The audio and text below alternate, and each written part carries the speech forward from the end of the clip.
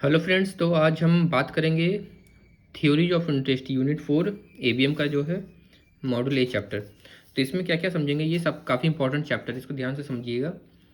इसको थोड़ा मैं डिटेल में बताऊंगा और हो सकता है ये थोड़ा वीडियो लंबा हो। तो इसमें जानते हैं, इसमें आपको पता चलेगा कि रेट ऑफ इंटरेस्ट किस तरीके से हम डिटरमाइन करते हैं, Keynes liquidity preference theory of interest, फिर मार्केट में जो मनी सप्लाई होता है इंक्रीज, उसका क्या इफेक्ट होता है, और अगर डिमांड कर्व और आपका लिक्विडिटी प्रेफरेंस कर्व इसके शिफ्ट का क्या इम्पैक्ट होता है। तो ओवरऑल ये चैप्टर जो है काफ़ी इंपॉर्टेंट है, तो आज इसको हम डिटेल में समझते हैं। तो स्टार्ट करते हैं। सबसे पहले हमें ये समझना होगा कि इंटरेस्ट होता क्या है। तो अगर इंटरेस्ट की बात करें तो इंटरेस्ट बेसिकली क्या है, it is a payment made by a borrower for the use of a sum of money for a period of time. Suppose कीजिए हम बैंक गए, बैंक से हमने लोन लिया। तो बैंक से अगर हमने लोन लिया तो वी हैव टू पे a certain amount of interest, क्योंकि बैंक तो हमको फ्री में लोन देगी नहीं। बैंक क्या करेगी, उसके बदले इंटरेस्ट चार्ज करेगी। तो हमने जो अमाउंट ऑफ लोन लिया उस पर एक सर्टेन इंटरेस्ट रेट के हिसाब से जो इंटरेस्ट का कैलकुलेशन हुआ वो हम क्या करते हैं, पे करते हैं। तो यहाँ पे वही डिफाइन किया हुआ, it is a payment made by a borrower for the use of money. उसने क्या किया, बैंक से जो पैसे लिए जो यूज़ करने के लिए, उस यूज़ किए हुए पैसे पे क्या किया, वो अलग से पे कर रहा है क्या, interest. So it is one of the four types of income, the other being rent, wages and profit. तो इनकम का जो क्लासिफिकेशन है, जो हम प्रॉफिट लॉस स्टेटमेंट में देखते हैं, तो हम क्या देख रहे हैं कि रेंट, वेजेस एंड प्रॉफिट, ये तीन तो इनकम है ही, और जो इंटरेस्ट है ये भी क्या है, आपका इनकम। अगर बैंक पॉइंट ऑफ व्यू से देखें तो interest bank point of view से क्या है, इनकम हो गया उसका। या आप normal day to day life में सोच सकते हैं। सपोज कीजिए आपने किसी को पैसे उधार दिए, तो बहुत लोग क्या करते हैं, पैसे उधार देते हैं और उसके बदले में क्या करते हैं, इंटरेस्ट चार्ज करते हैं कि आपको हम अगर 6 महीने के लिए दे रहे हैं ये पैसे, तो 6 महीने में हम क्या करेंगे, आपसे 1% इसका इंटरेस्ट लेंगे। तो वो इंटरेस्ट मेरा क्या हो गया, over and above the principal amount. तो वो मेरा क्या हो जाएगा, इंटरेस्ट इनकम में काउंट हो जाएगा। तो it is one of the four types of income. अब यहाँ पे देखते हैं, 3 elements can be distinguished in interest. अब इंटरेस्ट में क्या क्या एलिमेंट्स काउंट करते हैं। पहला, payment for the risk involve in making the loan. दूसरा, payment for the trouble involve. और तीसरा है pure interest, that is a payment for the use of money. तो पहला देखिए, पहला क्या है, payment for the risk involve in making the loan. मतलब जो रिस्क इन्वॉल्व है उस पर हम क्या कर रहे हैं, एक सर्टेन इंटरेस्ट पे कर रहे हैं।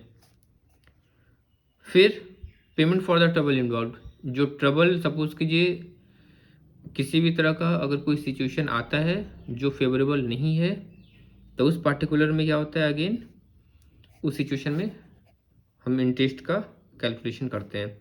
फिर तीसरा हो गया प्योर इंटरेस्ट। प्योर इंटरेस्ट जो बैंक में मैंने आपको बताया कि जो हम पैसे बैंक से लेंगे उस पैसे के ऊपर हम क्या करेंगे, वी हैव टू पे द इंटरेस्ट। तो ये तीन फैक्टर्स हैं। अब सपोज कीजिए पहला जो पॉइंट है, पहला पॉइंट को अगर हम इलेबोरेट करें, सपोज कीजिए बैंक को ओवरनाइट लेंडिंग की रिक्वायरमेंट आ गई। आपने सुना होगा कॉल मनी, नोटिस मनी। तो कॉल मनी क्या होता है, ये ओवरनाइट लेंडिंग के लिए जब यूज़ करते हैं, तो अगेन हम क्या कर रहे हैं, हो सकता है वो मेरा जो आरबीआई के सर्टेन पैरामीटर्स हैं उसको मेंटेन करने के लिए हम ले रहे हैं, या फिर हम लोन पे देने के लिए ले रहे हैं। तो वो क्या है, वो हम लोन को क्रिएट करने के लिए हम क्या कर रहे हैं, हम रिस्क इन्वॉल्व कर रहे हैं उसमें। मतलब सपोज कीजिए अगर हमने आरबीआई से 5% में लोन लिया, तो हम पब्लिक को क्या करेंगे, 8% में देंगे। तो ये 3% मेरा क्या होगा, प्रॉफिट होगा। तो नेक्स्ट आगे देखते हैं, differences in the rate of interest on different loans made during the same period of interest, same period of time must therefore be due to difference in the risk और trouble involve. आपका जिस तरीके का risk है, जिस तरीके का आपका, जितना ज़्यादा रिस्क इन्वॉल्व है उतना ज़्यादा क्या है, आपका इंटरेस्ट का फ्लक्चुएशन होता है। जैसे हम आपको एग्जांपल देते हैं रिटर्न की, आप लोग क्या करते हैं, म्यूचुअल फंड में इन्वेस्ट करते हैं, स्टॉक मार्केट में इन्वेस्ट करते हैं, तो हम क्या देखते हैं, जहाँ पे जिस स्टॉक, ये क्या होता है, काफ़ी अनसर्टेन होता है, तो जहाँ भी हमारा रिस्क इन्वॉल्व हो रहा है, जितना ज़्यादा रिस्क उतना ज़्यादा क्या होगा, मेरा अर्निंग्स आएगा या लॉस होगा। जो इक्विटी फंड की हम बात करते हैं, 3 तरह के बेसिक फंड्स होते हैं, इक्विटी फंड, हाइब्रिड फंड और डेट फंड। तो इक्विटी फंड क्या है, हाई रिस्क इन्वॉल्व होता है, हाई रिस्क हाई रिटर्न। तो जो इंटरेस्ट है वो क्या डिपेंड करता है, जैसे आप बैंक में अगर मुद्रा लोन लेने जाते हैं तो आप देखेंगे कि मुद्रा लोन में रेट ऑफ इंटरेस्ट हम ज़्यादा चार्ज करते हैं। क्यों? क्योंकि वो कोलेटरल फ्री लोन है। अगर कोलेटरल फ्री लोन है तो हम क्या करेंगे, ज़्यादा चार्ज करेंगे रेट ऑफ इंटरेस्ट।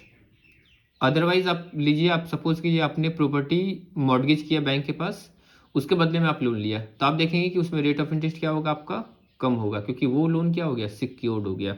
तो जहाँ भी अनसिक्योर्ड लोन होता है, जहाँ भी ज़्यादा रिस्क इन्वॉल्व होता है, तो वहाँ पे क्या होता है, रेट ऑफ इंटरेस्ट आपका ज़्यादा नज़र आता है। सो यहाँ पे वही है, due to difference in risk और ट्रबल विंडो।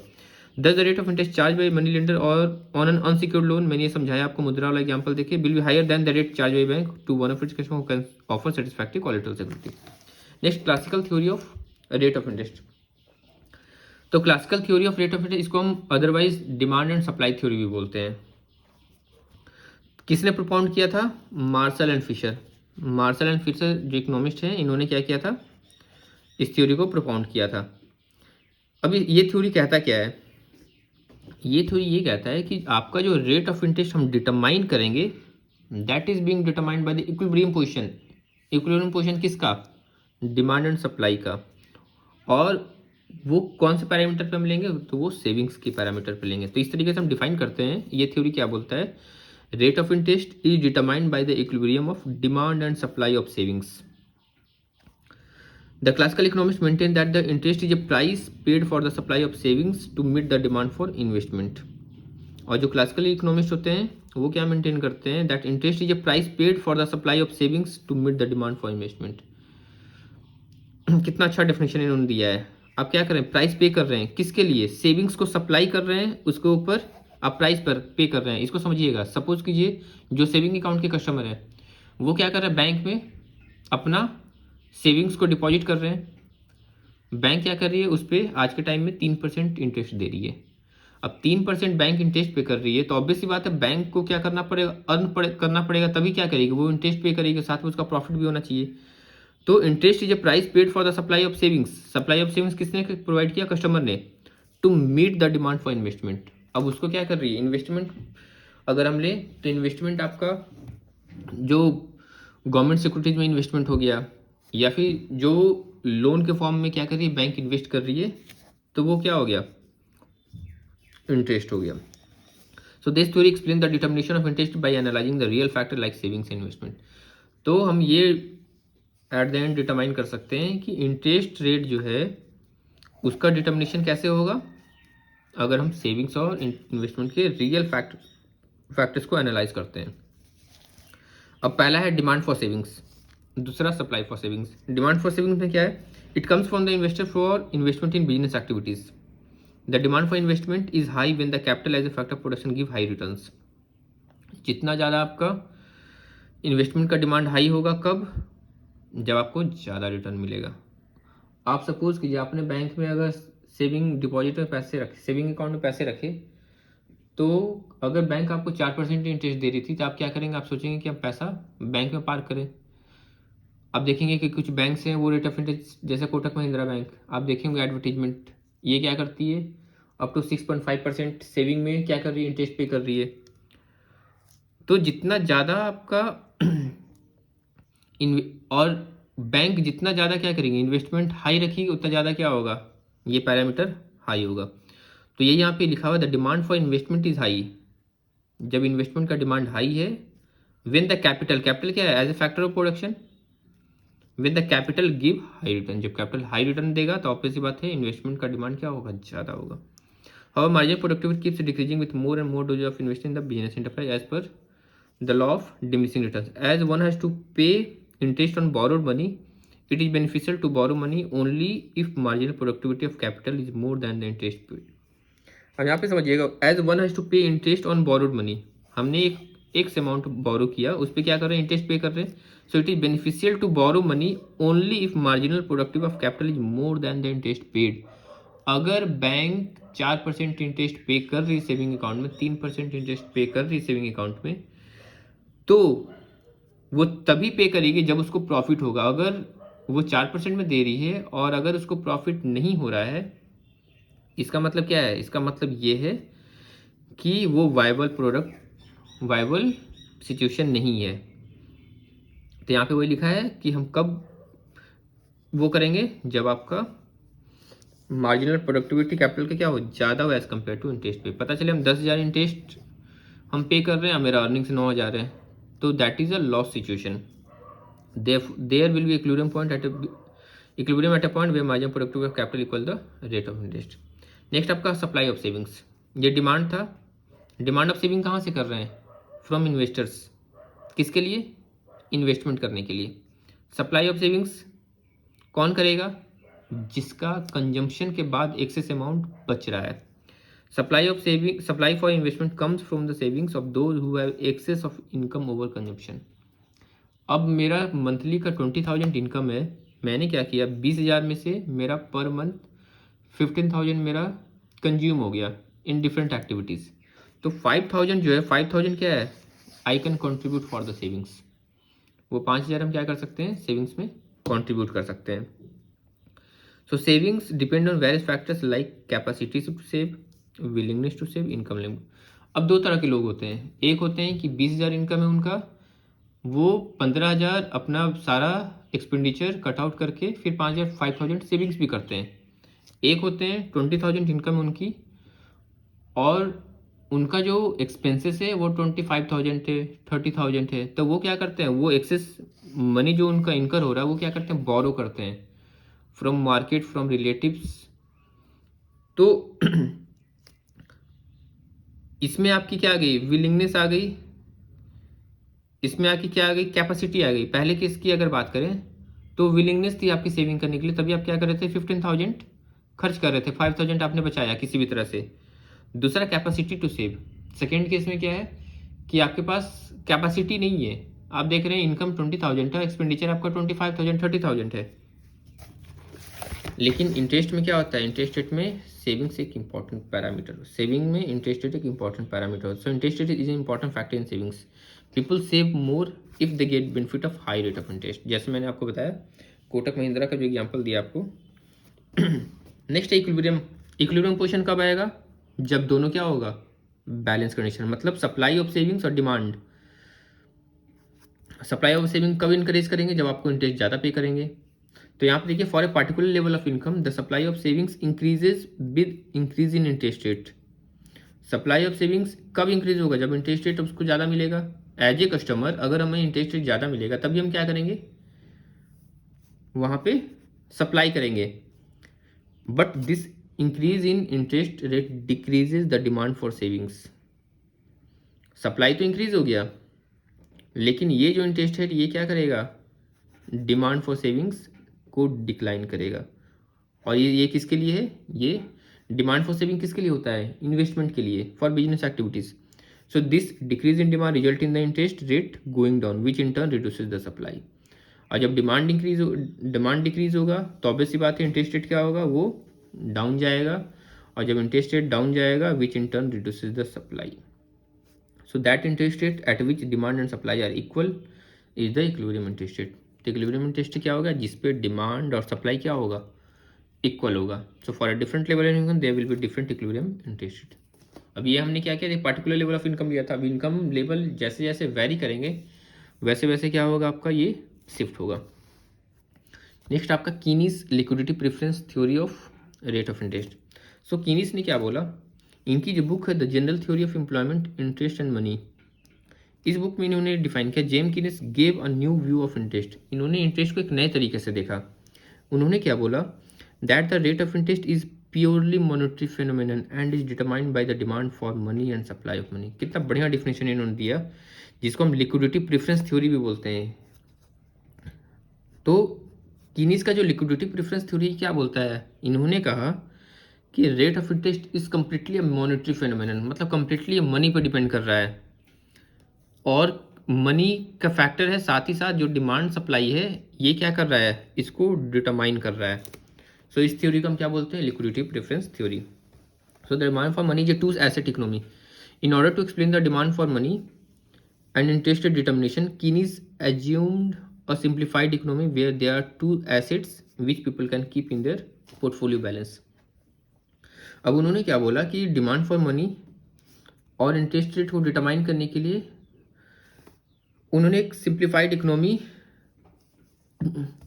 को कंसीडर किया, जिसमें उन्होंने क्या बोला, where there are two assets which people can keep in their portfolio balance. उन्होंने दो एसेट को क्लासीफाई किया जो लोग अपने पोर्टफोलियो में रख सकें। वो दो एसेट क्या है, तो यहाँ देखिए ये टू एसेट इकोनॉमी में दो एसेट क्या है, पहला money in the form of currency और दूसरा current deposits in bank which earn no interest. पहला हो गया मनी जो करेंसी के फॉर्म में है और दूसरा करंट डिपॉजिट। करंट डिपॉजिट में आपको पता है कि कोई बैंक इंटरेस्ट पे नहीं करती है, तो current deposits in the bank which earns no interest. और सेकेंड है आपका लॉन्ग टर्म बॉन्ड्स। तो पहला हो गया मनी और करंट डिपॉजिट जिसमें कोई इंटरेस्ट पे नहीं करते हैं, दूसरा लॉन्ग टर्म बॉन्ड्स। अब बॉन्ड और इंटरेस्ट रेट ये क्या होता है, इनवर्सली प्रोपोर्शनल होते हैं। कैसे रिलेटेड होते हैं, कैसे एक दूसरे को इन्फ्लुएंस करता है, ये सारे हम इस चैप्टर में जानेंगे। So it is important to note that rate of interest and bond prices are inversely related. मैंने बताया आपको, अगर इंटरेस्ट रेट इंक्रीज होगा तो बॉन्ड की प्राइस क्या होगी, ऑटोमेटिकली डिक्रीज हो जाएगी and vice versa. So first, the higher level of nominal income in a two asset economy, more the money people would want to hold in the portfolio balance. अब ये हम जो first पढ़ रहे हैं basically क्या है, we are talking about the decision of portfolio balance can be influenced by two factors. तो हम क्या देख रहे हैं, मनी और बॉन्ड, हम बोल सकते हैं ये दो की एसेट हैं। तो पहला बोलता है the higher the level of nominal income in a two asset economy. Two asset economy में जितना ज़्यादा आपका नॉमिनल इनकम हाई होगा, more the money people would want to hold in the portfolio balance. जितना ज़्यादा आपका हाई होगा उतना ज़्यादा लोग क्या करेंगे, अपने पोर्टफोलियो में होल्ड करके रखना चाहेंगे। क्यों? This is because of transaction motive according to which at the higher level of nominal income the purchases by the people of goods and services in the daily life will be relatively larger which will require more money to be kept for transaction purposes। तो यहाँ पे देख रहे हैं portfolio में आप ज़्यादा money कब रखेंगे, जब आप ट्रांजेक्शन के लिए क्या होंगे, मोटिवेटेड होंगे, जब आपकी परचेजेस कंजम्पशन क्या होंगे, इंक्रीज होंगे। आप देखते होंगे जो सुपर मार्केट होते हैं, आप वहाँ पे ग्रॉसरी शॉपिंग्स के लिए जाते हैं, आपको ज़रूरत होती है 4 सामान की, आप जब जाते हैं तो 10 सामान लेके आते हैं। तो ये क्या है, दिस इज़ बेसिकली कंज्यूमरिज्म। कुछ कुछ प्रोडक्ट ऐसे भी होते हैं जो आपको ज़रूरत नहीं है, लेकिन क्योंकि हमें अच्छा लग रहा है तो हम ले लेते हैं। कभी कभी हमें, मेरी रिक्वायरमेंट 100 ग्राम की है, हम क्या करते हैं, ऑफ़र के डिस्काउंट के चक्कर में 100 ग्राम को 500 में कन्वर्ट करते हैं। तो दिस इज व्हाट, ये आपका क्या कर रहा है, ट्रांजेक्शन मोटिव को इंक्रीज कर रहा है। अब जब ट्रांजेक्शन मोटिव इंक्रीज होगा तो आप क्या करेंगे, अपने पोर्टफोलियो में ज़्यादा पैसा रखना चाहेंगे। सेकेंड, तो ये था higher level of nominal income. Second में क्या है, higher the nominal rate of interest. जितना ज़्यादा आपका nominal rate of interest high होगा, मैंने बताया उतना क्या होगा, डिमांड कम होगा, सप्लाई ज़्यादा होगा लेकिन डिमांड क्या होगा, कम होगा। क्यों? क्योंकि डिमांड किसके लिए, इन्वेस्टमेंट के लिए। So higher the nominal rate of interest the lower the demand for supply for speculative motive. This is firstly because a higher nominal rate of interest implies a higher opportunity cost for holding money. ऐसा क्यों है? क्योंकि जितना ज़्यादा nominal rate of interest high होगा, इसका मतलब हुआ कि ये एक आपको हायर अपॉर्चुनिटी प्रोवाइड करता है फॉर होल्डिंग मनी, आपको पैसे को होल्ड करने के लिए। At higher rate of interest holders of money can earn more income by holding bonds instead of money. ज़्यादा रेट ऑफ इंटरेस्ट में क्या होगा, होल्डर्स जो हैं वो क्या करेंगे, ज़्यादा अर्न करेंगे bye holding bonds instead of money. क्योंकि ये दोनों वाइस वर्सा हैं। जब रेट ऑफ इंटरेस्ट आपका कम होगा तो लोग क्या करेंगे, लोग बॉन्ड को होल्ड करेंगे। जब रेट ऑफ इंटरेस्ट ज़्यादा होगा तो लोग पैसे को होल्ड करेंगे। Secondly, if the current rate of interest is higher than what is expected in the future, the people would like to hold more bonds and less money in their portfolio. और मैंने बताया आपको, जब current rate of interest higher होगा तो क्या होगा, people ज़्यादा बॉन्ड होल्ड करेंगे और पैसे कम करेंगे।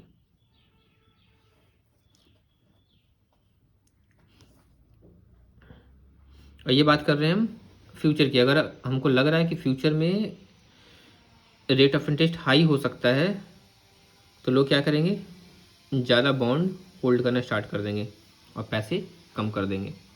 On the other hand, if the current rate of interest is low, in other word if the bond prices are currently high, क्योंकि वो दोनों क्या होते हैं, इन्वर्सली प्रोपोर्शन होते हैं। तो बॉन्ड प्राइस अगर हाई है तो लोग क्या करेंगे, बॉन्ड को होल्ड नहीं करेंगे, वो क्या करेंगे, मनी को होल्ड करना चाहेंगे। The people will be reluctant to hold larger quantity of bonds and instead they could hold more money in their portfolio because of the inherent fear that bond prices would fall in the future causing capital losses to them. ऐसा क्यों होगा, क्योंकि अगर वो आज 100 रुपये में bond खरीद रहे हैं, आज कॉस्टली बॉन्ड, कल हो सकता है वो 90 रुपये हो जाए, तो फ्यूचर में वो ये गेस करते हैं कि उनको लॉसेस हो सकते हैं। नेक्स्ट आपका money demand curve. It follows from that quantity of money demanded increases with the fall in the rate of interest और with the increase in level of nominal income. तो हम ऊपर में हमने क्या कंक्लूड किया कि मनी का डिमांड कब इंक्रीज होगा, जब इंटरेस्ट क्या होगा, कम होगा, और नॉमिनल इनकम क्या होगा, इंक्रीज होगा। मतलब इनकम इंक्रीज होगा तब मनी का डिमांड बढ़ेगा, और रेट ऑफ इंटरेस्ट कम होगा तब मनी का डिमांड बढ़ेगा।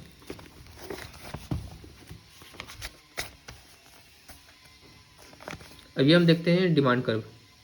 मनी डिमांड कर्व में यहाँ पे क्या देखा है, ये रेट ऑफ इंटरेस्ट है और ये आपका क्वांटिटी ऑफ मनी है। तो यहाँ पे देखिए quantity of money demanded rate of interest, अगर रेट ऑफ इंटरेस्ट 5% है तो आप देख रहे हैं क्वांटिटी ऑफ मनी डिमांडेड क्या है, काफ़ी हायर साइड है। रेट ऑफ इंटरेस्ट सपोज कीजिए 10% है तो क्वांटिटी ऑफ मनी क्या है, काफ़ी कम है। तो यहाँ पे वही लिखा हुआ है कि this curve shows the quantity of money demanded at various rate of interest. Various rate of interest पे क्वांटिटी ऑफ मनी कितना डिमांड करे। As demand for money is inversely related to the interest, और ये दोनों क्या है, inversely related है। तो money demand curve at a given level of income will be downward sloping. तो ये क्या हो जाएगा, डाउनवर्ड स्लोपिंग होगा। क्यों, क्योंकि इन्वर्सली प्रोपोर्शन है आपका मनी और रेट ऑफ इंटरेस्ट में। नेक्स्ट आपका determination of rate of interest equilibrium in the money market. अब यहाँ पे क्या है, रेट ऑफ इंटरेस्ट हम डिटरमाइन करेंगे इक्विलिब्रियम पोजीशन को ध्यान रखते हुए। तो the rate of interest according to J M Keynes is determined by demand for money, liquidity preference and supply for money. The factor which determine demand for money has been explained above. The supply for money at a given time is fixed by the monetary authority of the country. अब जो money का supply है ये आपको मैंने बताया था M0, M1, M2, ये कौन डिसाइड कर रहा है, मॉनेटरी अथॉरिटी। मार्केट में कितना पैसा रखना है, आपने देखा होगा कि आरबीआई बहुत सारे मॉनेटरी टूल्स यूज़ करते हैं, repo rate, reverse repo rate, bank rate. क्यों करते हैं, ताकि मनी सप्लाई को कंटेन कर सकें या उसको उसके इनफ्लो या आउटफ्लो को बढ़ा सकें या घटा सकें। जब ज़्यादा होगा तो कम करेंगे, कम होगा तो उसको बढ़ाएंगे, मतलब बैलेंस पोजिशन में रखना है। So in figure 4.2 LP is the demand curve. यहाँ पे मैं आप पहले फिगर दिखा देता हूँ। ये है आपका आप यहाँ पे क्या देखें, ये rate of interest quantity of money है। अब हमने क्या किया, यहाँ पे इस पैरामीटर को देखिए, मनी सप्लाई कर्व को क्या किया, फिक्स कर दिया। ये आपका कर्व हो गया डिमांड को, जो मैंने भी दिखाया था आपको, और ये इक्विलिब्रियम पोजीशन है। इसको भी डिटेल में समझते हैं। तो यहाँ पे हम क्या देख रहे हैं कि LP is the demand curve for money at a given level of nominal income. LP कौन सा था, एलपी ये वाली कर्व जो मैंने उस ग्राफ में आपको दिखाया। एमएस क्या है, एमएस आपका money supply curve which is vertical straight line showing that ₹200 crore in the money supply fixed by the monetary authority.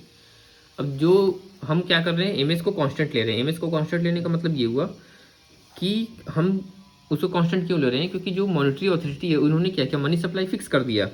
उन्होंने क्या बोला कि 200 करोड़ मनी सप्लाई आपका मार्केट में है, ठीक है।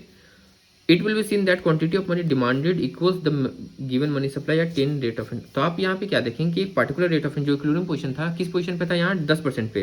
अभी मैं ग्राफ आपको डिटेल में समझाता हूँ। तो 10% पे आपने क्या देखा, इक्विलिब्रियम पोजीशन है। यहाँ पे देख सकते हैं ये जो 10% है, 10% पे आपका क्या है, इक्विलिब्रियम पोजीशन। ये देखिए एमएस क्या है, फिक्स है। क्यों? क्योंकि मॉनेटरी अथॉरिटी ने क्या किया, 200 करोड़ सप्लाई फिक्स कर दिया। तो यहाँ 200 करोड़ पे देखिए आप, ये फिक्स हो गया। और यहाँ पे 10% पे आपका क्या हो रहा है, इक्विलिब्रियम पोजीशन आ रहा है, मनी डिमांड कर्व, ये मनी सप्लाई कर्व। तो अब यहाँ पे देखते हैं फर्दर क्या है।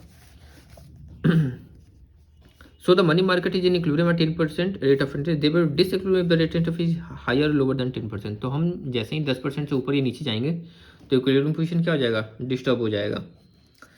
Suppose the rate of interest 12%, जब 12% रेट ऑफ इंटरेस्ट होगा then the supply of money exceeds the demand for money.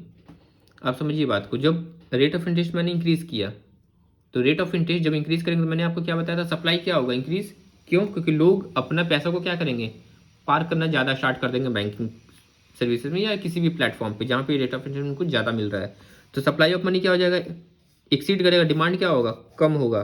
So supply of money exceed the demand for money. The excess supply of money reflect that the people है do not want to hold as much money in the portfolio as the monetary authority has made it available to them. तो इससे क्या, यही क्या imply करता है, यही imply करता है कि आपका जो पैसा है वो अपने लोग पोर्टफोलियो में नहीं रखना चाह रहे हैं। The people holding asset in the present two asset economy would react to this excess money supply with them by buying।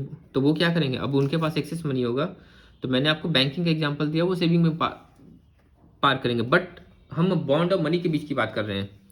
तो अब क्या होगा, आपके पास जब एक्सेस मनी होगा, आप देख रहे हैं रेट ऑफ इंटरेस्ट ज़्यादा हो रहा है, तो आप क्या करेंगे, मनी सप्लाई इंक्रीज हो गया, मनी सप्लाई इंक्रीज हो गया तो इसका मतलब ये होगा लोग क्या करेंगे, अब उस पैसे से would react to this excess money by buying bonds. वो क्या करेंगे, बॉन्ड खरीदना स्टार्ट करेंगे। And thus replace some of the money in their portfolio with bonds. तो उन्होंने क्या किया, कुछ पोर्टफोलियो को बॉन्ड से रिप्लेस कर दिया। Since the total money supply at a given moment remains fix, money supply fix है आपका 200 crore, it can not be reduce by buying bond by individual. तो जब बॉन्ड आपका it can not be reduced by buying bonds of, तो individual जो bond purchase करेंगे, जो bond by करेंगे, उससे क्या होगा, मनी सप्लाई पे कोई इंपैक्ट नहीं क्रिएट होगा। क्यों? क्योंकि ये फिक्स क्वांटिटी है। So such bonds buying spree would lead to rise in prices of bond. अब समझिएगा कितना इंपॉर्टेंट पैरामीटर यहाँ पे आ गया कि जब टोटल मनी सप्लाई फिक्स हो गया तो मनी सप्लाई को तो आप रिड्यूस नहीं कर सकते बॉन्ड को बाई करके। तो जब बॉन्ड को बाई करके आप मनी सप्लाई को रिड्यूस नहीं कर सकते तो यहाँ पे क्या होगा, it will lead to the rise in prices of bond. तो आपका क्या होगा, बॉन्ड का प्राइस इंक्रीज, क्योंकि डिमांड बॉन्ड का क्या हो गया, इंक्रीज होना स्टार्ट हो गया। तो rise in bond prices mean the fall in rate of interest. जब बॉन्ड प्राइसेस आपका इंक्रीज होने लगा तो रेट ऑफ इंटरेस्ट क्या होगा, धीरे धीरे कम होना स्टार्ट होगा। As will be seen from figure 4.2 with the fall in interest from 12% to 10%, quantity demand for money has increased to become once again equal to given supply of money and excess supply of money is entirely eliminated and money market is in equilibrium। तो फिर क्या होगा, यहाँ पे देखिए, यहाँ पे money supply आपका कर फिक्स था, यहाँ पे आप 12% रेट ऑफ इंटरेस्ट, यहाँ देख रहे हैं 12% रेट ऑफ इंटरेस्ट में लोगों ने क्या किया, बॉन्ड परचेज करना स्टार्ट किया। तो यहाँ पे जब बॉन्ड परचेज करना स्टार्ट किया तो यहाँ पे देख रहे हैं क्वांटिटी ऑफ मनी डिमांडेड क्या हो गया, कम हो गया, क्योंकि लोग अपने पोर्टफोलियो में मनी क्या किया न लगे, मनी को होल्ड नहीं करने लगे। तो फिर क्या होगा, जब बॉन्ड परचेज करना ज़्यादा होगा तो बॉन्ड का प्राइसेस अप होना स्टार्ट होगा। जब बॉन्ड का प्राइसेस अप होना स्टार्ट हुआ तो रेट ऑफ इंटरेस्ट क्या होगा, धीरे धीरे धीरे धीरे कम होगा और again it will attain the equilibrium position. Next on the other hand if the rate of interest is lower than equilibrium, अब ये हम हायर साइड की गए थे, अब नीचे, अब 10% से नीचे की बात कर रहे हैं, से इट इज 8%, देन इसका मतलब क्या हुआ आपका, यहाँ देखिए, यहाँ पे 8% पे क्या होगा आपका जो मनी डिमांडेड, देखिए 10% पे मनी डिमांडेड आपका कितना था, दिस मच, 8% पे मनी डिमांडेड कितना हो गया, दिस मच, 250 सपोज करते हैं। तो यहाँ पे क्या देख रहे हैं कि डिमांड क्या होगा, there will be excess demand for money, money का डिमांड क्या होगा, एक्सीड कर गया। As a reaction to this excess demand for money people would like to sell bonds in order to obtain greater quantity of money. अब यहाँ पे क्या होगा कि लोग देख रहे हैं कि रेट ऑफ इंटरेस्ट कम हुआ तो वो क्या करेंगे, बॉन्ड को सेल करना स्टार्ट कर देंगे। क्यों? In order to obtain greater quantity of money for holding at lower rate of interest, ताकि वो ज़्यादा पैसा होल्ड कर सकें at low rate of interest, low rate of interest में ज़्यादा पैसे को क्या कर सकें, होल्ड कर सकें। The stock for money remaining fees, अब क्योंकि मनी का स्टॉक क्या है, फिक्स है, that by the people to hold more money, balances at a rate interest lower than the equilibrium level through sale of bond. तो यहाँ पे क्या होगा, again sale of bond sale करना स्टार्ट करेंगे, बॉन्ड का प्राइस क्या होगा, बॉन्ड का डिमांड कम होगा, बॉन्ड का डिमांड कम होगा तो इंटरेस्ट रेट क्या होगा, हाई होना स्टार्ट हो जाएगा, और at the end it will attain equilibrium position. तो यहाँ पे द फॉलोइंग बॉन्ड, यहाँ पे मैंने बताया the stock of money remaining free that by the people to hold more money, balances at a rate of interest lower than the equilibrium level through sale of bonds will only cause the bond prices to fall. The fall in bond prices implies the rise in the rate of interest. Thus, the process that started as a reaction to the excess demand for money at an interest rate below the equilibrium will end up with rise in the interest rate at equilibrium. Next आपका effect of an increase in money supply. अब money supply का क्या effect होगा, let us now examine the effect of increase in money supply on the rate of interest in figure 4.3 LP is the money demand. अब हम next figure की बात कर रहे हैं, नेक्स्ट फिगर मैं आपको पहले दिखा देता हूँ तो आपको ज़्यादा क्लैरिटी आएगी। ये देखिए, ये है आपका, यहाँ पे LP कर्व ये है, ये आपका मनी सप्लाई कर्व जो फिक्स था, अब ये मनी सप्लाई क्या N से N1 हुआ, मतलब मनी सप्लाई क्या हो रहा है, वेरी कर रहा है, और ये आपका LP कर्व हो गया। यहाँ देखिए रेट ऑफ इंटरेस्ट है, R का ये इक्विलिब्रियम पोजीशन था, नए मनी सप्लाई कर्व का ये इक्विलिब्रियम पोजीशन है। अब हम बात करते हैं, और यहाँ पे ये आपका वाई एक्सिस, ये OY हो गया, ON हो गया मनी सप्लाई कर्व का पहला, ON डैश हो गया मनी सप्लाई कर्व का दूसरा। तब यहाँ पे देखते हैं, यहाँ पे क्या बोल रहा है, LP is the money demand curve, LP क्या हो गया, डिमांड कर्व हो गया, ठीक है, for satisfying various motives to begin with. ON is the quantity of money available, ON कौन सा था, मनी सप्लाई कर्व का पहला वाला, दिस मच। तो rate of interest will be determined where the demand for money is in balance or equal to the fixed supply of money ON। तो rate of interest कैसे determine होगा, जहाँ पे money का डिमांड वो balance position में हो, किसका, सप्लाई का। It is clear from the figure that demand for money is equal to ON quantity of money और at R rate of interest, ठीक है, जो मैंने आपको फिगर में दिखाया है। Hence OR is the equilibrium rate of interest, इसलिए OR क्या हो गया, इक्विलिब्रियम रेट ऑफ इंटरेस्ट हो गया। Assuming no change in expectations and nominal income and increase in the quantity of money through buying security by the central bank of the country from open market will lower rate of interest। अब यहाँ पे open market operation सुना होगा आपने। Open market operation क्या होता है कि RBI क्या करती है, उसमें गवर्नमेंट सिक्योरिटीज़ को सेल एंड परचेज करती है, क्यों, मनी सप्लाई को इम्पैक्ट करने के लिए, या तो वो डिक्रीज करना चाहिए या इंक्रीज करना चाहिए, तो उसके हिसाब से क्या करती है वो OMO पे सेल और परचेज करती है। अब यहाँ पे देखिए हम क्या एज्यूम कर रहे हैं, there is no change in expectation and nominal income भी में भी कोई चेंज नहीं है, और लोगों का एक्सपेक्टेशन में कोई चेंज नहीं है। अब क्या हुआ, there is an increase in the quantity of money, money का क्वांटिटी इंक्रीज हुआ, क्यों, जो कर्व आपने देखा था MS1 था, अब वो क्या होगा MS2 होगा, क्यों, क्योंकि मनी सप्लाई इंक्रीज होगी। मनी सप्लाई इंक्रीज क्यों हुआ, other than expectations and nominal income increase, तो वो क्यों हुआ, क्योंकि RBI ने क्या किया, सिक्योरिटी बाई किया by the central bank of from open market, open market से उसने क्या किया, सिक्योरिटी बाई किया। तो जब RBI सिक्योरिटी बाई कर रही है, अब समझिएगा RBI सिक्योरिटी बाई कर रही है, तो उसके बदले RBI क्या करेगी, पैसे देगी, पैसे देगी तो वो पैसे कहाँ जाएंगे, मार्केट में जाएंगे, तो मार्केट ऑफ मनी सप्लाई क्या होगा, इंक्रीज होगा, तो it will at the end rate of interest इससे क्या होगा, कम हो जाएगा। So when the quantity of money, ये देखिए ये आपका MS था इस पोजीशन पे, ये आपका OR इक्विलिब्रियम पोजीशन पहले पे। अब क्या हुआ, MS2 कर्व क्यों आया, क्योंकि RBI ने क्या किया, ओपन मार्केट ऑपरेशन से सिक्योरिटी बाई के, जिसके कारण आपका क्या होगा, मनी सप्लाई इंक्रीज हो गया, तो ये जो रेट ऑफ इंटरेस्ट है OR डैश हो गया, इक्विलिब्रियम पोजीशन शिफ्ट होकर E डैश हो गया। So it increases from ON to ON dash, क्योंकि मनी सप्लाई आपका इंक्रीज हुआ, तो ये देख रहे हैं कर्व शिफ्ट हो गया। The rate of interest falls from OR to OR dash, rate of interest यहाँ पे क्या देख रहे हैं, घट गया। मनी सप्लाई जब सरप्लस हो गया तो रेट ऑफ इंटरेस्ट क्या होगा, कम होगा, जो मैंने आपको पहले ही बताया था। Because the new quantity of money ON dash is in balance with the demand for money और at OR dash rate of interest. ऐसा क्यों हुआ, क्योंकि जो नया मनी सप्लाई जो आपका ON डैश हुआ, ये क्या है, is in balance with the demand of money eight OR dash पे क्या, ये इक्विलिब्रियम पोजीशन बता रहा है, इसलिए ऐसा हो रहा है। So in this case we move down on the curve, इससे क्या होगा, कर्व पे हम क्या किए, डाउनवर्ड्स मूव किए। दस given the money demand curve, और curve of liquidity preference. An increase in the quantity of money brings down the rate of interest. तो ये क्या कर रहा है, रेट ऑफ इंटरेस्ट को कम कर रहा है. So let us see how increase in money supply leads to the fall in the rate of interest. तो ये इस तरीके से हम देख रहे हैं कि किस तरीके से मनी सप्लाई जो है वो क्या कर रहा है, रेट ऑफ इंटरेस्ट को कम कर रहा है. So with initial equilibrium at OR when the money supply expanded from O1 to O1 they emerges excess supply of money at initial OR rate of interest. The people would react to this excess quantity of money supplied by buying bonds. तो again क्या होगा, जब excess money supply होगा तो लोग क्या करेंगे, bond purchase करना स्टार्ट करेंगे. बॉन्ड परचेज करना स्टार्ट करेंगे, बॉन्ड का प्राइस इंक्रीज होगा. बॉन्ड का प्राइस इंक्रीज होगा, रेट ऑफ इंटरेस्ट फिर क्या होगा, धीरे धीरे फिर कम होने लगेगा. फिर जाके क्या होगा, इक्विलिब्रियम पोजीशन, जैसे मैंने आपको पीछे एक ग्राफ में बताया था. So as a result bond price will go up which implies the rate of interest declines. This is how the interest in money supply lead to the fall in interest. तो इस तरीके से क्या होता है, ये मनी सप्लाई और रेट ऑफ इंटरेस्ट पे इम्पैक्ट क्रिएट करता है. नेक्स्ट है शिफ्ट इन मनी डिमांड और लिक्विडिटी प्रेफरेंस कर्व.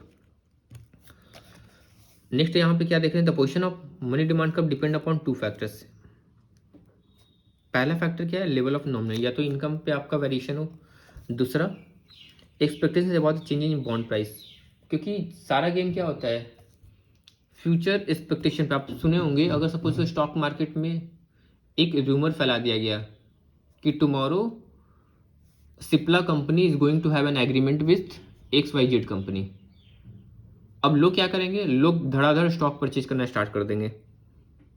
तो ये क्यों हुआ, because there was an expectation about the changes in bond prices in future. क्योंकि फ्यूचर में उनको लगा कि इसका प्राइस क्या होगा, इंक्रीज हो सकता है. बट दैट वाज रूमर, तो डिक्लाइन हो सकता है. बट दैट वाज ट्रुथ, तो वो क्या होगा, प्राइस इंक्रीज होना स्टार्ट हो जाएगा. तो पहला फैक्टर इन नॉमिनल इनकम, दूसरा expectation about change in bond price in future which implies change in the rate, जिससे क्या होगा, at the end rate of interest पे इम्पैक्ट आएगा. As has been explained above, money demand curve is drawing by assuming a certain level of nominal income. With the increase in nominal income, money demand for transaction precautionary motive increase causing upward shift in money. ये तो simple सा है. आपका money demand जब आपका increase होगा, तो जब आपका, यहाँ समझिए, जब आपका इनकम इंक्रीज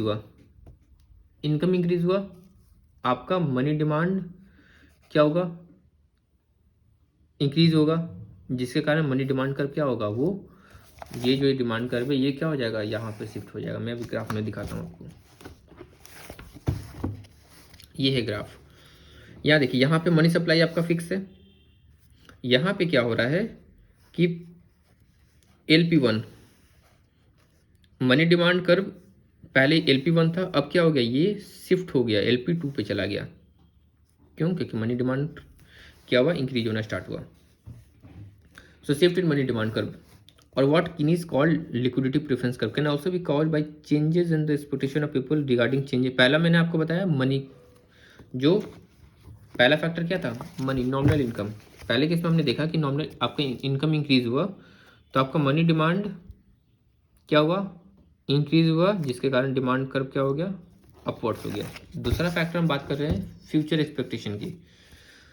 तो यहाँ पे देख रहे हैं कि इट कैन ऑल्सो भी called by change in expectation of the people regarding change in bond prices. Bond price का कैसा वेरिएशन होगा, अप होगा, डाउन होगा, उसके हिसाब से क्या होगा, इंटरेस्ट रेट. क्योंकि वो डायरेक्टली क्या है, इनवर्सली प्रोपोर्शनल. बॉन्ड प्राइस का रेट इंक्रीज होगा तो वो कम होगा, और जब वो कम होगा तो इंटरेस्ट रेट ज़्यादा होगा.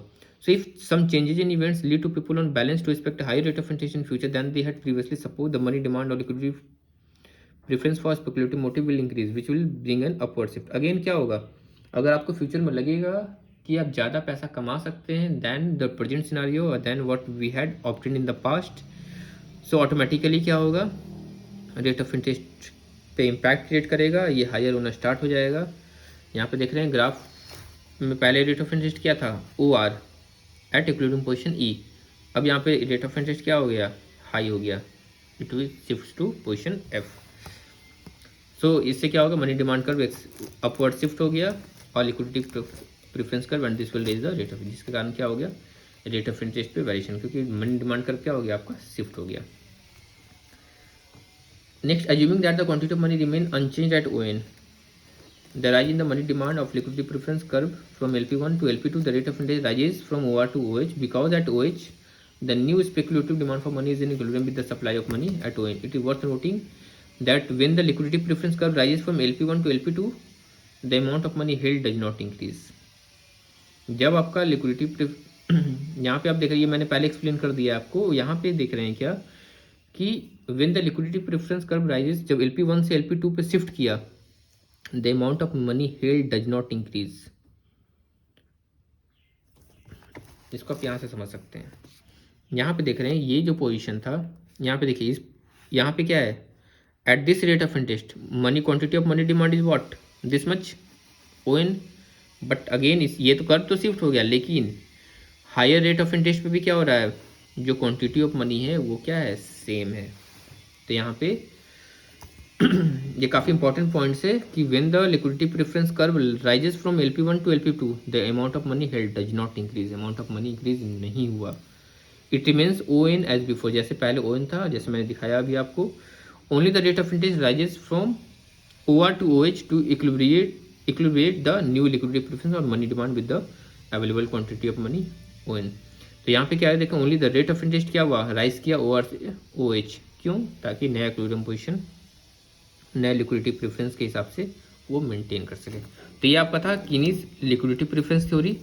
नेक्स्ट है आपका हिग्स हैंसन सिंथेसिस। अब क्योंकि ये थोड़ा सा चैप्टर डिटेल में समझने के लिए, इसलिए मैं थोड़ा डिटेल में समझा रहा हूँ आपको। तो ये मैं दो पार्ट में ये वीडियो को बनाऊँगा।